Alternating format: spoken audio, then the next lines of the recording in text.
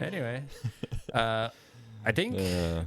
We talked a little bit about what you wanted to go over a little bit today. So I think maybe we should start with that because mine's going to just probably tie in. Mm-hmm. I also wanted to talk about the same thing. And then Brandon got there first. So. Yeah, I knew. As soon as we were talking about it the other day, I knew I needed to just throw it in there to claim my territory. Because we don't, for folks listening, I mean, we don't normally tell each other what we're going to talk about in the recording beforehand. We just sort of surprise each other, if you didn't pick up on that. So and sometimes we talk outside of recording about topics, and it's like, ooh, I want to talk about that in the podcast or whatever. So so he already knows now what I'm going to talk about because I mentioned it. And so I had to pick a little lesser topic, and then hopefully just lesser topic. And then hopefully just piggyback off whatever he's saying. I mean, we can both discuss the same topic. There's different angles. Yeah. No. I refuse. I'm going to have to break your arm now. No. That was such a good movie. Yeah, all right. So what do you want to talk about, Brandon? Well, I want to talk about poetry. Interesting. Yeah. There's something about it that almost makes me feel like I need to be angry about it. Like, I want to talk about poetry. It's about expressing emotions. You can be angry. Yeah, express myself. How would you say that in a poem? Yeah, that's right. His rage doth roiled forth. Yes. But Hulk is like a raging fire, and Thor is like smoldering fire. That's poetic, right? Yeah, I think so. Yeah. I think poetry is interesting because when... And I'm not an English major at college or whatever. I'm sure there's English people out there who are super witty with the poetry and all these things, and they understand that. But I feel like for the average person, and I'm putting myself in that bucket here, when I think of poetry, I think, oh, it's just like stuff from Old English and like Shakespeare, and it's like the last word sort of rhymes every time, and it's like, have a good day. I'll see you anyway, and I'll see you in May, and yay. And it's like, you just think of this like, yeah, as long as the last word all kind of rhymes, like that's poetry. And then you put like a melody behind it and music, and then, now it's a song, and it's all the same thing. Mm-hmm. But poetry is so much more complex than that. There's like, there's just tons of different types of poems. I mean, you could do like a free form poem. You could do like an ode. You can do an epic poem. I think there's like a limerick, or then there's a haiku. Mm-hmm. Then there's, I don't even know. There's so many. I can't even go over all of them. It's interesting. Yeah. Okay, so I was thinking about, well, I don't want to just talk about all of poetry. I want to talk about maybe some specific things within poetry. And I was really tempted to maybe just focus on the poetry found in Lord of the Rings. But I was like, well, I've kind of been, hitting the Lord of the Rings thing a lot lately. Running that well dry. Got to make sure I am not just keeping the ring on the whole time. I gotta change up topics here. But I would say the other poetry that I found really interesting, and I got to grab my phone here because there were some things that I had written down for this. Nice. But some of the other poetry that I've been finding fascinating recently is the poetry that's found in the Bible. And when you look at poetry in the Bible, it's not as much related to things rhyming in the end, even though I think there is a little bit of some like end word rhyming found in the Bible. Mm-hmm. It's not as much about word rhyming as it is about sort of like parallels found in sentences. Yeah, and word count too, probably. And a lot of word count and repetition. It's more about what they call parallelism. So it's like if, God is mentioning here, oh, look at the trees in the forest, blah, blah, blah, blah, blah, blah, blah. And then you come back to like, oh, trees in the forest again. It's like, that just repeated twice. Parallelism, is there some kind of poem thing going on there? Mm-hmm. The other thing that's interesting with a lot of biblical poetry is that it oftentimes you get this compare and contrast, and you get this a lot in like Proverbs. It's like the wise man shall get his wheat in the morning, and the foolish and the sluggard shall like sleep all day and not get his grain. And so you get these like compare and contrast things a lot of times with the parallelism. Or even throw like some metaphors in there or something. It's like the sluggard is the bear that sleeps after eating too much honey, or something like that. Yeah, something. And so, so yeah, you get this this parallelism. You get a lot of contrasting stuff that occurs. The other interesting thing is that in our modern idea of, and a lot of English poetry, it's very I don't know how to say this word exactly, but it's very conclusive, or there's a conclusion at the end. So it usually is something that's kind of building up to an end point, and there's sort of this climax at the very end of the poem, and that's the finale or the punchline of the story or something like that. Mm-hmm. When it comes to a lot of the Hebraic and the biblical poetry, usually that punchline is actually found more in the middle, which is really interesting. And sometimes people call this, I think, introverted poetry or introverted parallelism or something like that, but usually it's more like a pyramid, where it's you start with a concept kind of on both ends of the poem, and then they sort of build up with parallelism until they get to something at the top that maybe doesn't have a parallel or is sort of the central parallel, and then it comes down the other side with parallels that were on the initial side. And so you get kind of these repeating patterns. And I thought I would sort of read off a few examples of that in the Bible to give you, an idea of what That'd we're talking cool. about. So the first one was when Jesus said, "The Sabbath was made for man, not man for the Sabbath." Mm-hmm. So it's Sabbath, man, Sabbath, And so it's kind of that central portion right there, and you can see that. Or back in Genesis 3.6, you get to these parts where it says, "Whoever sheds the blood of man, by man shall his blood be shed." So it's shedding, blood, man, blood, shed, and it kind of goes in verse like that. Yeah. And you find these all over the place in the Bible, and I think that people will read sections of the Bible and they get confused because they're that sounded like a bunch of strange gibberish. So I don't know, what did that mean?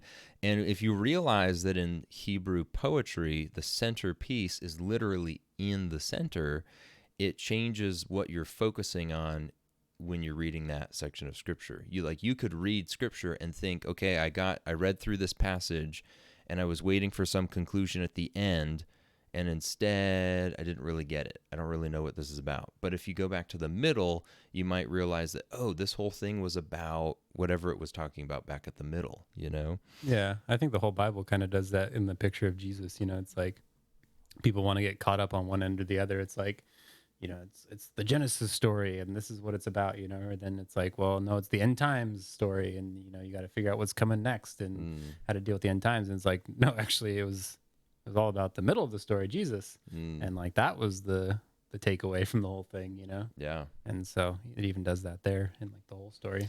Yeah, and if you look at the Bible as a big picture, you see that a lot. If you look at the Torah, and you look at the first 5 books of the Bible, Genesis, Exodus, Leviticus, Numbers, Deuteronomy, you actually see that even those have what we'd call a chiastic structure, where Leviticus is talking about, it's sort of the central book that's found in the Torah, and it's talking about how to be holy and how to have a right relationship with God. And then even when you look at Leviticus and you look at the very center of the book, the very central chapters are talking about what the high priest does on the Day of Atonement.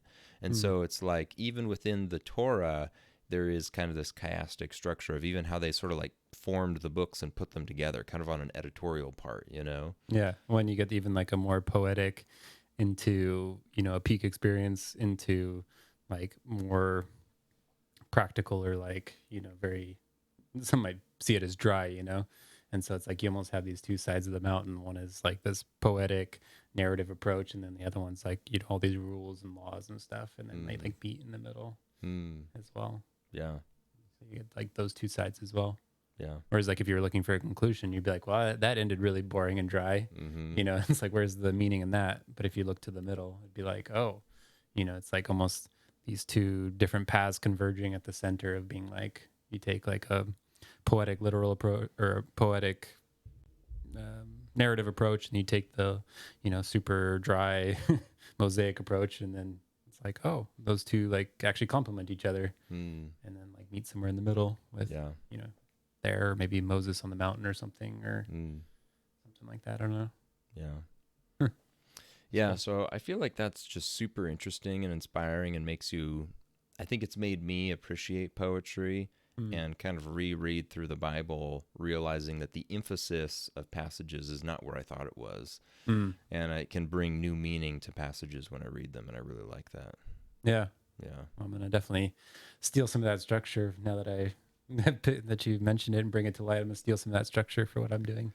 Well, it makes me think like, I wonder what it would be like to write a poem, or even if we took some of our songs or music that we had, it's like, I wonder what it would be like if we wrote music that was almost like that chiastic structure. I mean, I'm imagining if there was some kind of song where you like sing a verse, and then there's like the pre-chorus and the chorus and the bridge, and then the chorus and the pre-chorus and the verse again. And it's like, would that work? Or maybe that wouldn't work musically. Maybe that would sound bad. I don't know. Or only have like one chorus in the middle or something, and then like, pre-chorus on each on each end, and then or not you have like a bridge on each side and then chorus in the middle, and then like pre-bridge or something, intro, outro. Yeah, like a lot of times in our music, we kind of have like verses that build up, and then there's like a chorus, and you hit the chorus and all the crescendo of the music, and then you just sort of like blast that chorus over and over again until whenever you end, and then it's like, now it's done. And I feel like that's how most songs are today. Quite a few, yeah. Yeah. Well, and it's like I would be even interested to see that implemented in movies as well. Because it's like you have to, almost in this day and age, you have to do your thing where it's like, you're setting up, you're ramping up, you're foreshadowing, and then it's like, it would be almost interesting to have that all condensed. Like you'd still kind of have a climax of some sort in the middle, but then almost like instead of ending, because like a lot of movies you'd end on the climax and be like, dang, like that you leave feeling like energized, or like, sometimes it's almost a cliffhanger though, right? Where it's like, it would be interesting if they kind of like came down from that and then showed maybe the ramifications of like the climax of the movie, or, a story throughout like the later half of a movie or something. Or you could see like, okay, like the person's been transformed, like how does that play out now in history or something, or like the narrative basically. Yeah.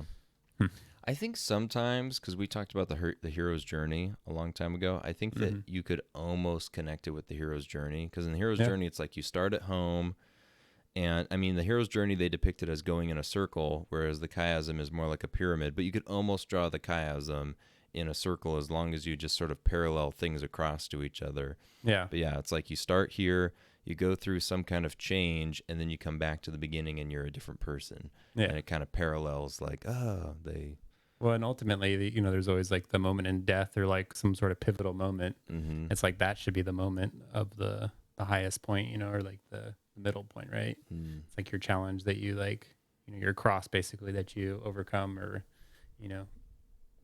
emerge triumphant from. And then it's like then you get to like see how that plays out, which is like the part of the king, coming back, or, coming back above ground and being the king, or whatever, or, applying what you've learned. And so I wish more stories actually showed that part, because they like to show the triumphal moment where you like slayed all your armies, but then, it's like, well, what did he do afterwards? It's like, I mean, I think people would see it as boring or whatever, but I'm actually very intrigued by that kind of stuff. Yeah. Like, how did Aragorn maintain rule in Gondor after all the orcs were dead and he didn't have those problems? So what was his tax policies? Exactly. Did the people like it? Yes. Was he a good king after that, or was he just good at chopping heads off? Like, who knows? Like, I only ever solved solution or problems by killing orcs. Now there's no more orcs to kill. What do I do? Guess I'm out of a job. Oh, okay, yeah. Get the old miserly tax collector as king, I guess. I don't know. Now they need Denethor again. Yeah, pretty much. Yeah. I do find that really interesting. I hadn't really thought about it as like kind of a pyramid structure like that, with the meaning, or the meaning being in the middle. Huh. Yeah, but there's just a lot of like that parallel structure, and so when you think of things where it might compare and contrast, sometimes you get stuff where at the very beginning you read about something, maybe there's a structure like in Psalm chapter 1, where there's kind of the righteous person and they're like a tree of life, and then there's the wicked person and they're, different than that. And you might get a comparison where it's like, okay, here's this first thing, and you hit this climax at the top, and then when you're coming back down again, there's almost like this contrasting parallel on the other side where it's like, now here's the story of the people who weren't like the first story, Yeah. Huh. Yeah. That's interesting. Yeah. I've been trying to like look up the definition of poetry, and even that's very vague. Yeah. On like, what is, is this story a poem? And people are like, yeah, kinda. And it's like, that's helpful. But yeah. And then just trying to see, it seems like a lot of very influential works have been poetry throughout the ages. It's like you see stuff like Beowulf, and it's like that's just a poem, or like the Iliad, or all these different works. Like a lot of things preserved were like poetry, basically. You just Dante's Inferno. You just reminded me of another point I was going to make with the idea of biblical poetry. One of the fascinating things is that whenever you look up when God speaks, it seems as though his speech is depicted as poetry. Whether he's actually speaking that way or just the authors, when they write him, choose to write his words in a poetic form. Whatever it is, God is depicted as being very poetic in his speech. Interesting. Like not all the time, but frequently God speaks in some way where it's going to be a very poetic. He's speaking a poem over people or to a prophet, cursing the land. He's doing something that's a very poetic thing. He's cursing it, but at least it sounds nice. That curse was so beautiful. Yeah. Well, I wonder if it ties in at all to like, heaven being kind of when you think about it, like a musical realm of some sense. There's always like singing or melodies or some sort of, angelic chorus going on. Yeah. And so I wonder if that has, because like obviously poetry is very tied with like lyrics and music. So I wonder if there's some amount of like higher meaning is carried in those things, even if we can't interpret it necessarily or whatnot. But yeah, like is poetry some kind of higher form of linguistic communication that is spiritual in nature? I tend to think so. Yeah. I think that's why it gets preserved so well, and it's like, because it is super rich and people tend to not let very rich things go, I guess. It's like treasure gets passed down through generations, whereas like, common goods and stories or whatever just get thrown out, no one, people retell things that have meaning basically. Yeah. And so, yeah.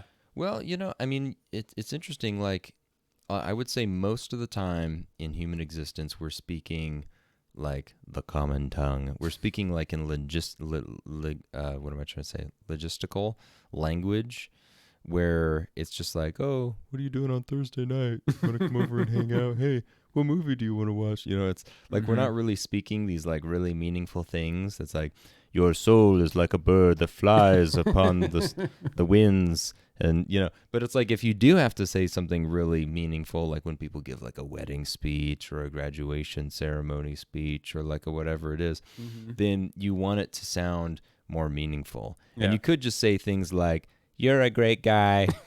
Thanks for being my friend. But you want to tell a story. Yeah. You want to say some bigger words or some fancier things. You don't want it to sound generic. And so it's like, how do you make meaning just with your language? Saying something in a poetic form is a way to convey that.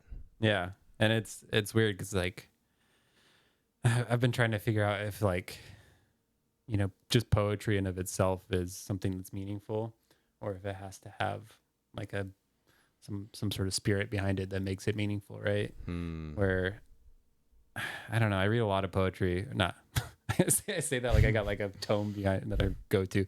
I don't know, just when I do read poetry, a lot of it just does not click with me, or like feels very like forced, I guess. And so I don't know if that's just like my own stupidity and like I don't understand the metaphor here or something, or if it's truly just like someone's just putting things down that like maybe rhyme incidentally and it doesn't have meaning or like it has less meaning maybe just to the average person or me. But okay, wait, you just reminded me. Do you remember I can't remember what the name of this film was, but we watched it together years ago, and it has Ben Stiller in it, and it's like they're kind of like these really stupid superheroes, and like Ben Stiller's superpower, I think it's called like Mystery Man or something. Oh yeah. And Ben Stiller's superpower is that he just gets really angry.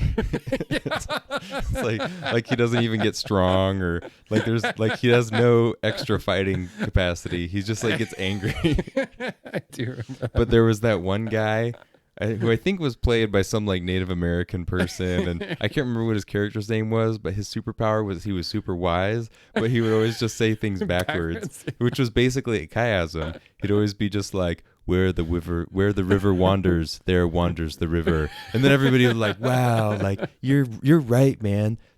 We should go follow the river, like you're so wise. And I was like, and it always worked out, you know. And Ben Stiller's character was like, no, he literally just said it backwards. Like that's so stupid. We shouldn't do that, you know. I forgot. But it's like he was basically just saying poetry, you know, like a chiasm poetry, and the people just were like, yeah, that sounds like that's the right thing to do because it rhymes. Yeah. Yeah. And I think that's where a lot of stuff nowadays falls into, where it's like. And I don't want to like call any artist out who's putting their heart and soul and being like, this is all just sucky work. But I don't know. Yeah. But then like I do come across poetry that's like super insane. And one thing I think about when I think about poetry is actually Dune. Oh, really? Mm-hmm. Because they always kind of have like the little, I mean, it's a more just narratively rich, I don't know, structure to begin with, where they kind of like, it's very like epic and grand sounding, you know, the like kind of language Frank Herbert uses. But then they also always have like those little like diary entries or something, you know, at the beginning of the chapters, and they start to get really off the rails as the books go on. But yeah, there's always like super interesting poetry that's like very symbolically rich, and they're like pulling in a lot of different things and talking about the golden path and you know all this kind of stuff. But yeah, that was kind of a book I thought too when I was like thinking poetry. Yeah. Is there any like books that besides like the Bible or Lord of the Rings that kind of stand out as using poetry, or that like kind of speaks to you on some level? Or maybe even a movie. I could see like there's definitely movies that are a little bit more like artsy or kind of throw dialogue in a poetic way. There's other things outside of the Bible and Lord of the Rings. I know I just threw the impossible task. I don't know about these things. I know. Did you ever read the Redwall series? No. Okay. I tried to one time, and I tried to watch the cartoon movies they had, and I couldn't get into it. Yeah. I was bored. Yeah. Yeah. They kind of had some poetry, but yeah. What else? Lord of the Rings, or I was gonna say Star Wars has poetry. Does it? Yeah, he goes, Luke, I am your father. That's poetry, right? It says, I'm one with the Force, and the Force is one with me. I am with the Force, and the Force is one with me. I don't know. I'm sure Star Wars has poetry in it somewhere, but I don't know where it is. I don't see George Lucas as a poet. Yeah. Well, and again, that's like where... yeah, not at all. Yeah. Maybe a poet with the VFX brush, but the CGI brush. But yeah, it's like, again, it's funny how you can kind of identify something as like not poetry or poetry, but it's like, where's the line between those, you know? Is it like, as soon as you start saying something factual, all of a sudden it's like not poetry, but it's like you could have historical poetry. You know, like the Iliad talks about, you know, very real people, like cities that existed and stuff, but yeah, that's a poem. So it's like, is it that it has to rhyme, you know, or is it, but then there's poems that don't rhyme. Like, I think the Iliad was interesting because they used I want to say I don't know. There was like some cadence basically that was like passed down as tradition. And so like it had to, you know, basically fit into this like certain pattern of syllables and like that's interesting. Word length and stuff like that. So it's like people that were writing poetry were actually really disciplined about like how they were doing it. It wasn't just like express whatever you feel in a way that makes, you know, no sense. It was like these things had been passed down. And so it's like if you wanted to be classified as like a poet in some sense, you had to like follow these pre-established rules for like what you were doing. And so like that's how you were able to define poetry then, at least. And now it's like it feels a little bit less defined, I guess. It's like you wrote about your feelings. You must be a poet. Mm-hmm. Yeah. It's like, I mean, the sky is blue, and so am I. Poetry. Yeah, exactly.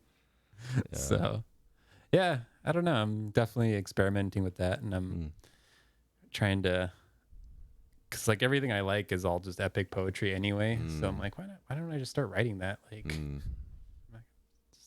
gonna dispense with all this like random stuff that I just do because it seems accessible. So, well, okay. I mean, I was telling you about this the other day, but I think I've realized how much I really enjoy good prose in writing, particularly in fiction, which is probably why I really enjoy Lord of the Rings, because it just feels like every sentence is this like epic sentence, you know? And the doom of the land came upon them as Sauron smote them, you know? And it's like, oh man, everything just feels like intense going on here, you know? yeah. And I've read some other fiction recently where it's much more just like logistics, and it's like, and this person said that to them, and then they went to this place, la la la la la. Well, you could even say the same thing and it wouldn't be as impactful. You could be like, and Sauron, you know, struck him down with his sword.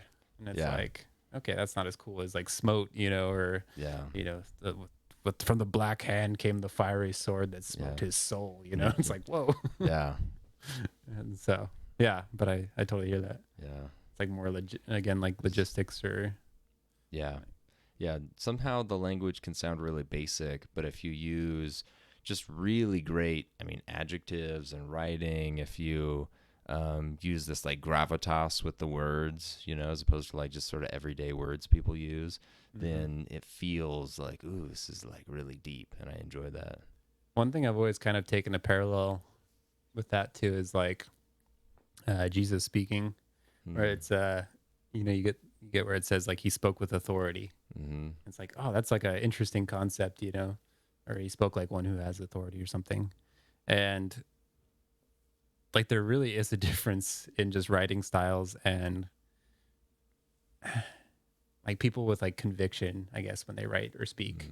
It's like there's a huge difference between that and then just someone kind of like putting together things, you know, just because they want to, or like, you know, they feel like they should or something. You know, it's like you can almost tell the spirit behind it. One is like very intentional, inspired, you know, the person has like something to say and they like know what they want to say. And then there's other people that are kind of like maybe just need to write something, so they're kind of like, you know, dancing around the topic a little bit, or, you know, trying to almost figure out what they believe, you know, while writing or communicating, as opposed to like having like a declaration and like a very, you know, definite thing that they're trying to get across.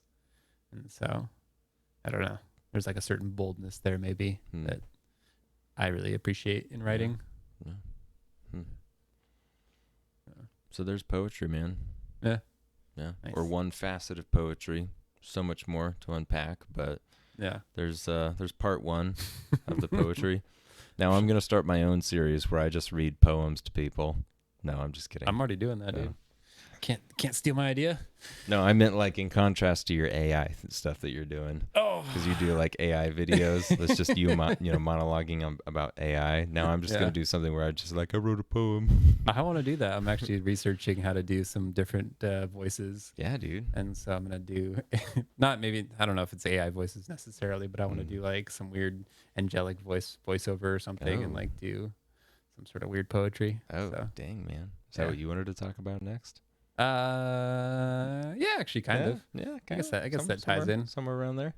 I was going to talk about mixed mediums. Oh, okay. And so, I was talking with my mom the other day, and she brought up we were just talking about like how she's our biggest fan. That didn't come up actually. Oh, okay. No. We were just talking about how. So basically, like, the idea of art nowadays is very far removed from practical things, right? Like, it's not. It's almost like there's this idea that, you know, the further art is removed from like our daily lives and our interactions with the world, like the more sacred it is or the more artistic it is, right? It's like when something for something to be truly art, it has to have almost like no use in the real world. You know, basically it's this thing that's like held up outside the world as like to look to and to like appreciate, you know, but you don't interact with it. It's in a museum, it's behind glass, Right. it's whatever, or it's That's true. If you like took a hammer, like a real hammer, and put it in a museum, people would be like, well, that's not art, that's just a tool. But if you draw a picture of a hammer, it's like, well, I can't use this picture to put nails in the wall, but this is art now. Well, but conversely, you also take that hammer and you put it in the museum and you can't use it for its function anymore. It then becomes art. Okay. Where it's like now you're taking even ordinary objects and removing them from, the sphere of reality in some sense, or practicality. Yeah. And then all of a sudden it's art. It's how a urinal can be art, right? It's like you've taken it and you've elevated it outside of practical usage. So if I cross the exhibit line and pee in that urinal, I'm using it now. It's no longer art, it's a tool. It's defiled, yeah. Yeah. I've defiled the art. Maybe I've added to it. Maybe once I pee in it, it's going to go up like $100,000 in value. Maybe. The pee comes with the art too. That's part of it. All right, someone buy this. Just careful when you're transporting it. You don't want any of this precious liquid to get out. Don't spill it. Yeah. This is the life force of Brandon. I'm just going to like pee in jars and be like, this is my life force that came out of my body. Isn't that what buy this? Isn't that what a certain bank is for? a blood bank? Sure. Yeah. Let's go with that. A urine bank? Sure. Let's go with that. But yeah, so it's like back in the day, you would have craftsmen basically like kind of putting a lot of effort into like just everyday items. It's like you'd have a spoon and it was like, carved or molded, or like a metalsmith would work on it and they would put their initials on it, and like that was art. It was like something that you would have. Basically your everyday items would be your artistic items. And it was like a way to kind of like interact with the art. And so whether it was from the things you wore, it was like they were also to be stylish, not just functional. Or you even look at things like I don't know, irons back in the day for like ironing clothes, and it would just have like little ornaments on it and like these different embellishments and stuff. And so yeah, there was like a lot more integration of art into daily life. And it's like, I think for a lot of those people, especially in like medieval era, it was like, I'm just gonna speak for every medieval person. No, I'm just kidding. This is how all the medieval people were. Yeah, but it was like there wasn't really like there was no purpose in making abstract art, because it was like it was meant to be like lived or embodied. It's like even the idea of, one interesting thing is the idea of like concerts. It was like that would have been like somewhat of a foreign concept, because it's like you're just like going to like watch music. Like that doesn't even make sense. It's like music is for participating in, or you might have like you might have like a choir at a church or something, but that was like to participate actually in the divine. It wasn't just like a spectator sport, or music wasn't just a spectator thing. It was like you participated in it. And so I think this idea of like participating in art is super interesting. But all that to say, with mixed mediums, my mom brought up the Book of Kells. Oh, what's that? Book of Kells. Yeah, sounds like pretty ominous, huh? Yeah. So I think it's like this old British, I didn't look into the history of it too much, but it's this old like Western European document. I think like that kind of surfaced in the like British Empire, I guess.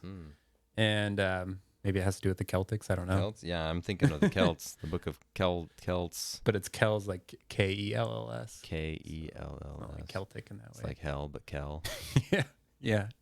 But so you look at it and it's like super cool. It's just, so it's a book and it's written out, but there's all these illustrations everywhere. So it's like even like some of the letters will be like illustrated as different animals, or interesting. like in the margins there'll be like leaves and flowing vines and like different little monsters on the outside and stuff. And there there'd be like illustrations mixed in with the writings, and it's all kind of intertwined. And it's like such a cool, like rich looking book. Yeah. It's like how after just like posting my stuff on like Amazon Kindle, it's like, man, it looks so lame. It's like a block of text. Okay, so it's interesting to think about this. I mean, like back when basically everything we had to be like custom handcrafted. It's like if somebody was writing a book, it was like that one person was working for like maybe weeks or months to like copy this book onto like parchment and bind it and put it together. Yeah. And then that book would be really valuable. It's like, hey, I spent a lot of time working on this book. Like, you need to pay me a bunch of money for it. But then because you're working on it and it's like, this is my personal trade, you want to make your specific craft like be super cool. Yeah. And so people do, and I could imagine that same thing with like utensils and hammers and tools, and you want to make it artistic. But now, because we've like industrialized things, we've made it so that everybody can have books. The cost of reading books is like way down, or other tools, buying a hammer, whatever it is, Home Depot, go there and buy your supplies. Yeah. But we've taken all of that special artistic customization out of it, and we've made it just like the basic thing that's kind of boring. Yeah. And it's really rare to find like, ooh, you have like some special design on the side of your hammer. Like, whoa, dude, that's cool. Yeah. I just got the like $10 one from Costco, like whatever it is. It's one of 10,000 made. Yeah, from Taiwan. Yeah. Yeah. And I don't know, like, just looking at that, it's like, because for me, I basically just throw away or burn my books after I'm done with them.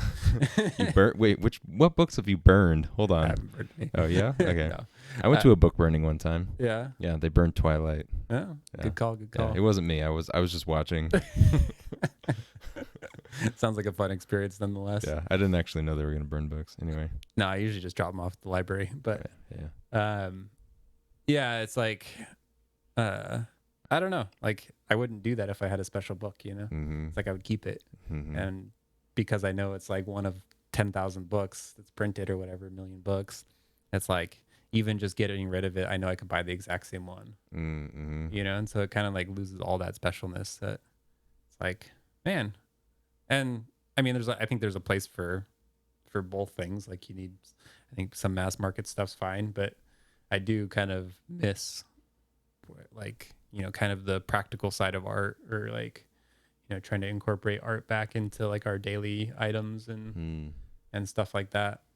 And so like with mixed mediums, it's like something I'm really fascinated about, because I'm always trying to, anytime I'm doing something creative, there's always like a little voice in the back of my mind that's like, ooh, you could add this other like medium to it. It would make it so much more rich and immersive. And I'm like, ooh, yeah, I could. And then I get overwhelmed and I don't do it. But like the instinct is there. It's like, if I'm ever writing, I'm like, man, I wish I was looking at something too, and not just looking at a big block of text and words. And so then I start to like paint.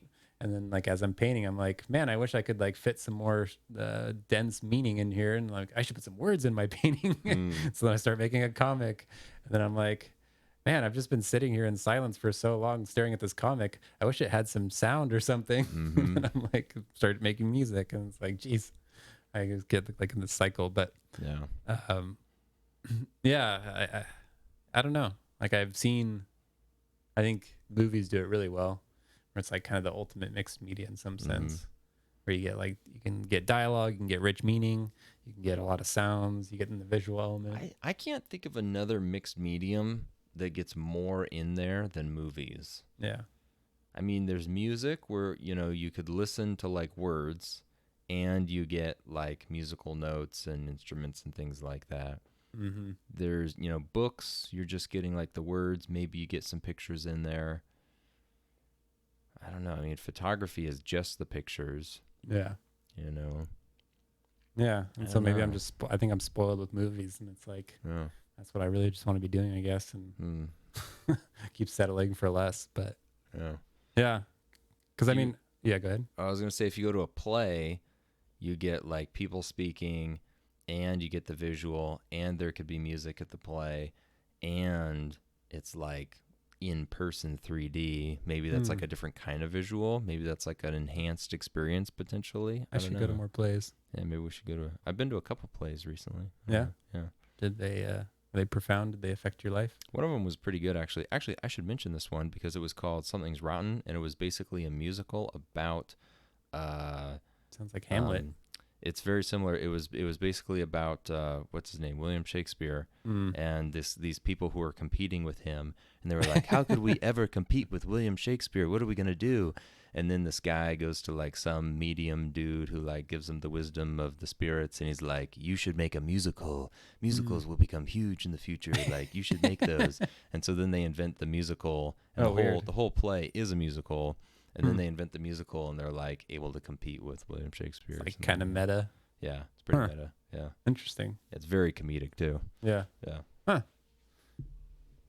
Yeah. Because I always try to think like what has stuck with me for the longest. You know, is it books? Is it movies? Is it, what kind of sticks in my mind? I guess. Hmm. And I think for me, even like while books have been like probably the most profound, I guess, in some sense, they're not the thing that sticks with me the most. Hmm. And so, yeah, it's kind of odd where it's like, I think, I don't know exactly what books do, but like maybe because you sit with them for longer, you have like more chance to like reflect or like change your thought patterns maybe. But Hmm. like movies definitely make like much more of like a immediate like sense in your brain. It's like if I think about Blade Runner or whatever, it's like I can just go back to all those scenes and like, just kind of be immersed in them again. Whereas like if I think about Lord of the Rings, I don't remember any of the details. Hmm.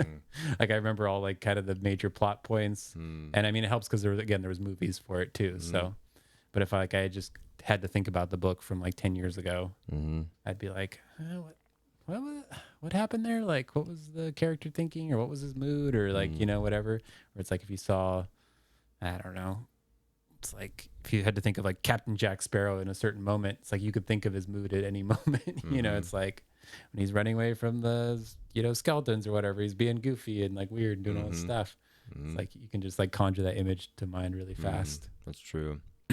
I think you know how if you're traveling through a new place, and if you drive through it, you kind of get like the big picture gist of what this place is.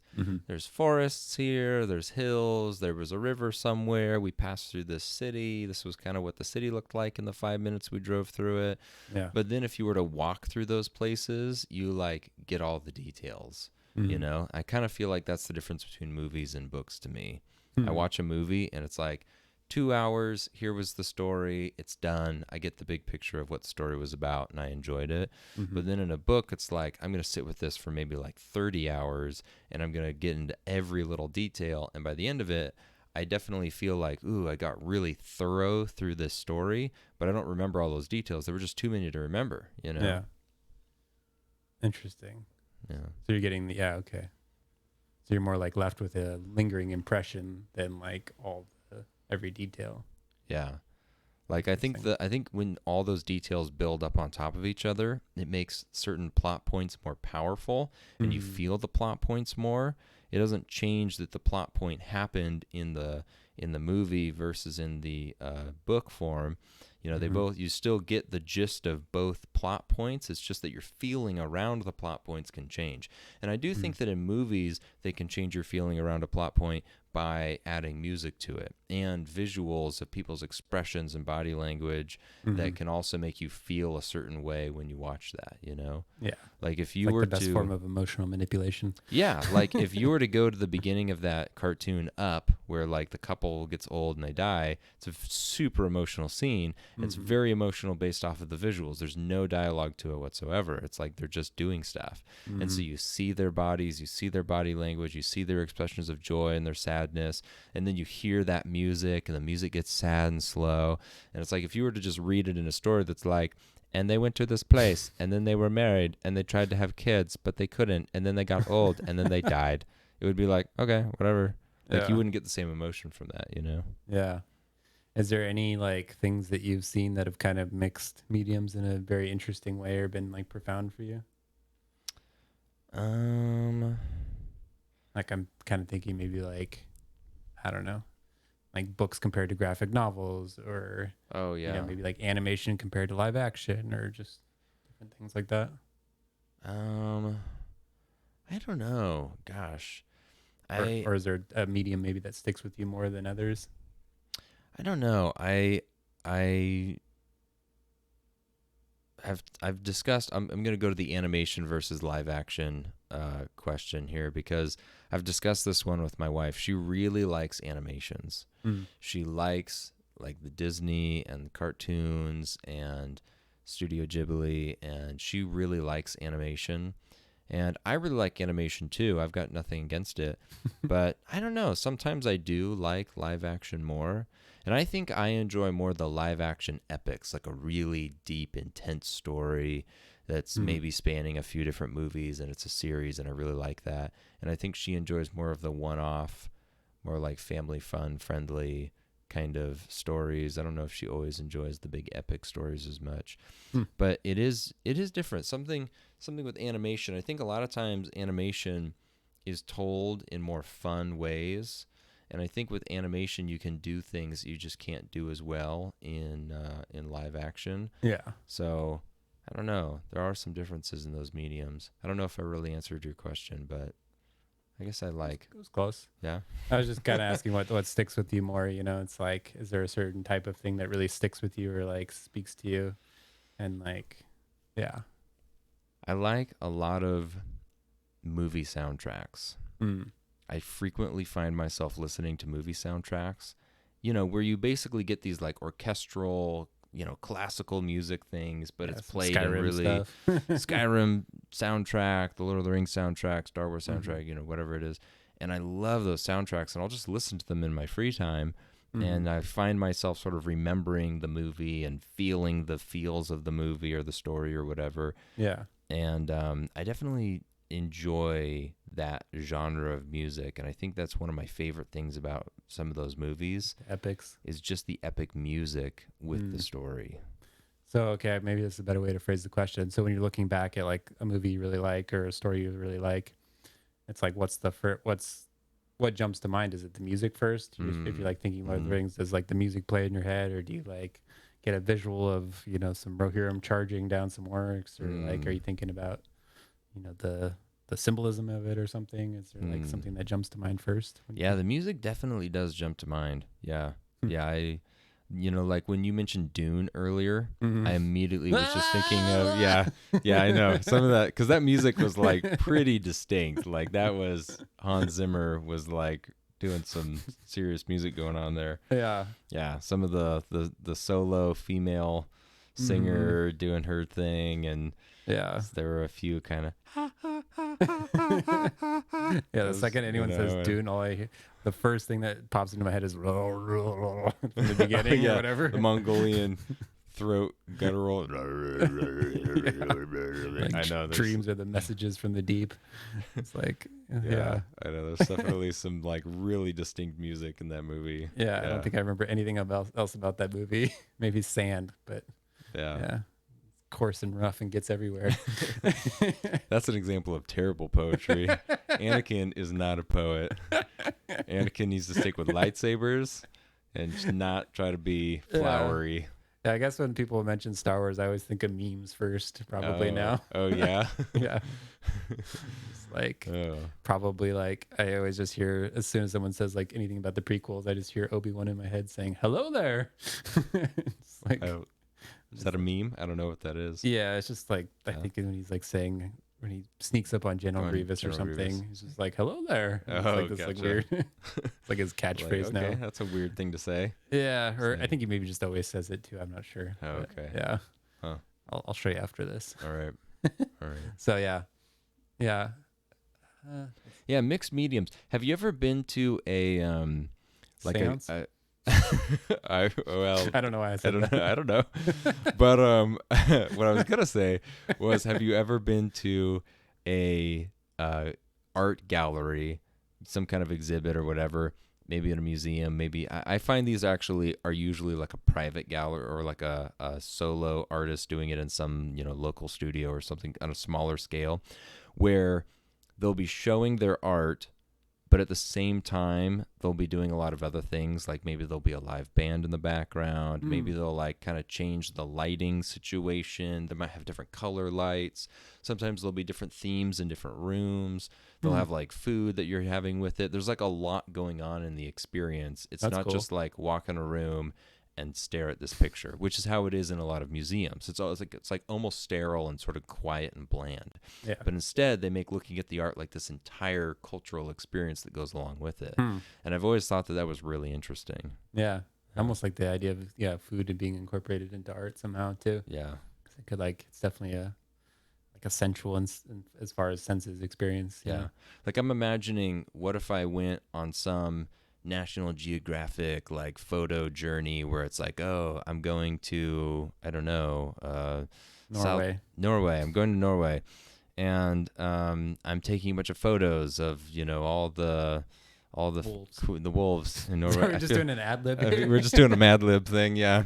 Now I need an adjective. Stinky. and so it's like stinky wolves in Norway.